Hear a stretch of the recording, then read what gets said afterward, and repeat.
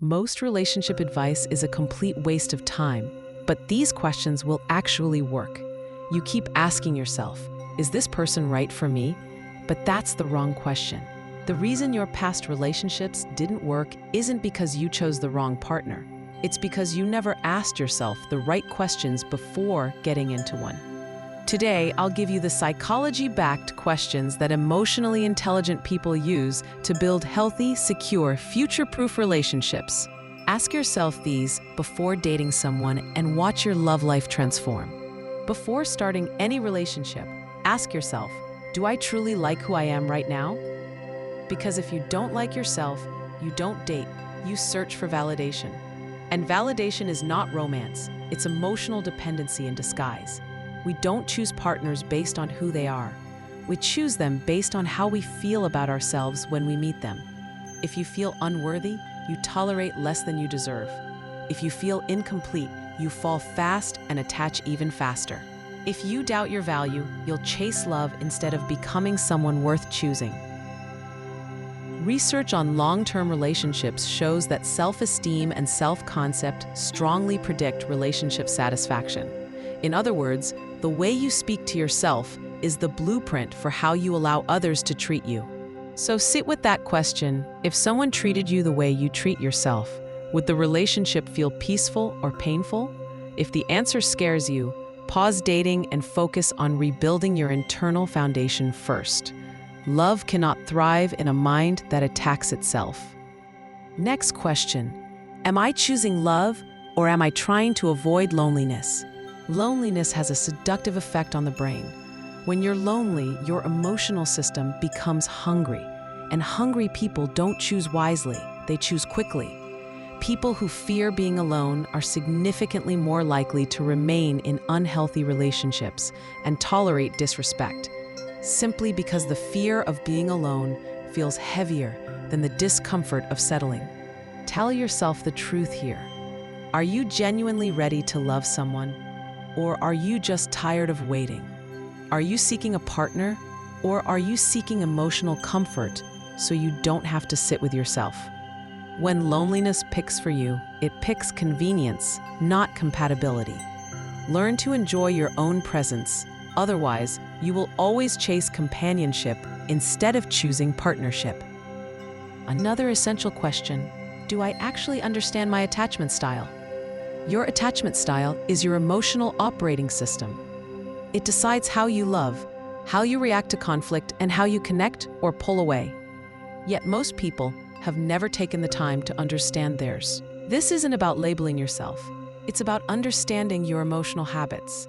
If you lean anxious, you might cling, overthink, or constantly seek reassurance. If you lean avoidant, you might push away intimacy, retreat when things feel too close, or confuse independence with emotional distance. If you struggle with both, you may crave closeness, yet panic when you receive it. None of these make you broken. They make you human. But the danger lies not in having an attachment style. It lies in being unaware of it. Self-awareness allows you to regulate your emotional patterns instead of letting them control your relationships. As I always say, emotional intelligence doesn't start with knowing others, it starts with knowing yourself. Ask yourself something many people avoid. Have I genuinely healed my past, or am I still bleeding from it? Unhealed emotional wounds don't disappear when you start dating again. They resurface, just in different costumes. They show up as jealousy, trust issues, emotional walls, hyper-independence, overgiving, or pushing people away the moment they get close. Trauma isn't always dramatic. Sometimes it's subtle. Maybe you learned love means pleasing others. Maybe you learned affection must be earned. Maybe you were taught emotional needs are inconvenient. Your nervous system remembers what your mind tries to forget. Research consistently shows that unprocessed emotional wounds predict breakup patterns more than incompatibility. So ask yourself honestly, am I building a connection, or am I quietly asking someone to repair my emotional history? Healing doesn't require perfection. It requires self-honesty. Know your wounds so you don't bleed on someone who didn't cut you. Next, reflect on this one deeply. Can I clearly express what I need in love? Because silent expectations always turn into loud disappointments. Most relationships don't struggle because people are incompatible. They struggle because people assume instead of expressing, hope instead of communicating, and expect instead of aligning. Do you know what emotional safety looks like for you? Do you know the behaviors that make you feel secure? Do you know what triggers your fears and what builds your trust? Love can't read your mind. Clarity isn't demanding, it is compassionate. Say what you need. Say what matters. Say what hurts. The right person will not be intimidated by your clarity. They will be grateful for it. Another question: am I emotionally available? Truly? Many people say they are ready for love, but what they really want is to be wanted, not known. Being emotionally available means allowing someone to truly see you, not just the confident, curated, Instagram-approved version of you, but the raw, authentic you beneath the protective layers. It means letting people love you, not just admire you. It means showing vulnerability without shutting down or withdrawing. It means replacing emotional walls with emotional boundaries. Ask yourself, do you let people get close, or do you only let them close enough to feel connection, but far enough not to feel vulnerable? Connection requires openness. Intimacy requires exposure. Love requires courage. Then consider this: am I capable of healthy conflict?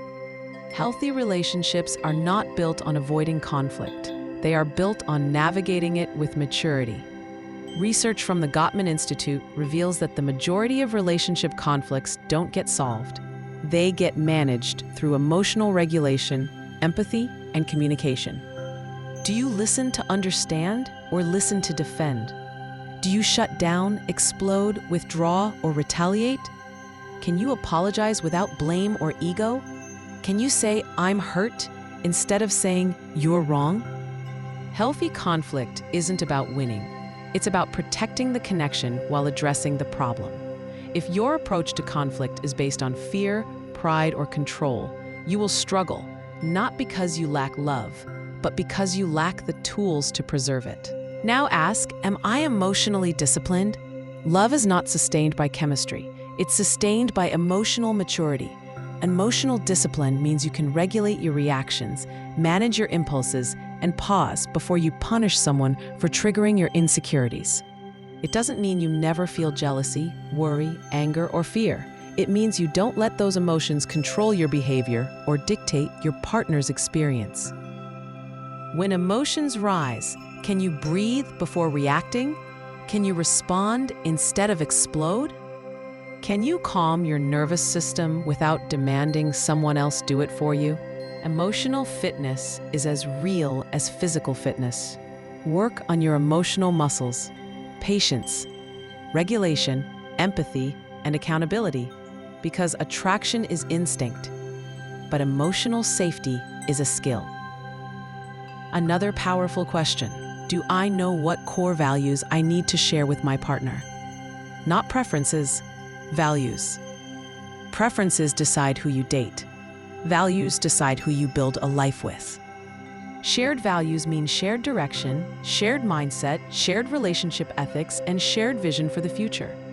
Chemistry can create excitement, but shared values create stability.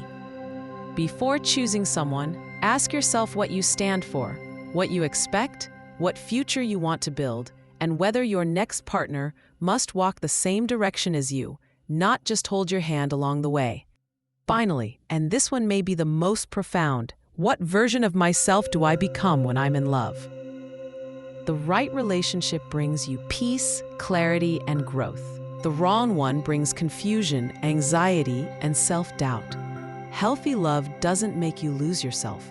It helps you become a more grounded, present, inspired version of yourself. It supports your dreams instead of suffocating them. It expands you, not diminishes you. Ask yourself, when I enter a relationship, do I rise or shrink? Do I become softer or guarded?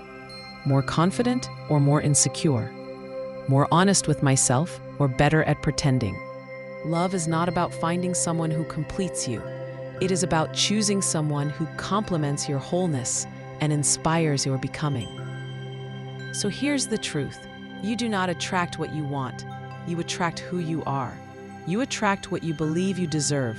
You attract what you tolerate. You attract reflections of your self-awareness and your self-neglect. The future of your relationships begins with the future of your inner world. Healthy love is not luck. It's a skill, a choice, and a level of self-awareness most people avoid. But not you, not anymore. You are choosing differently. You are growing differently. You are preparing for a relationship your past self never knew how to receive. And that means your next love won't just be different, it will be deeper, stronger, and aligned with who you are becoming. Now I want to ask you something. Which question hit you hardest today? Which one do you need to sit with tonight? Drop your reflection in the comments, and I will personally read and respond. And if this video shifted something inside you, subscribe to Mind Reset. If you're ready to break old patterns, increase your emotional intelligence, and build relationships based on security, growth, and truth, you belong here.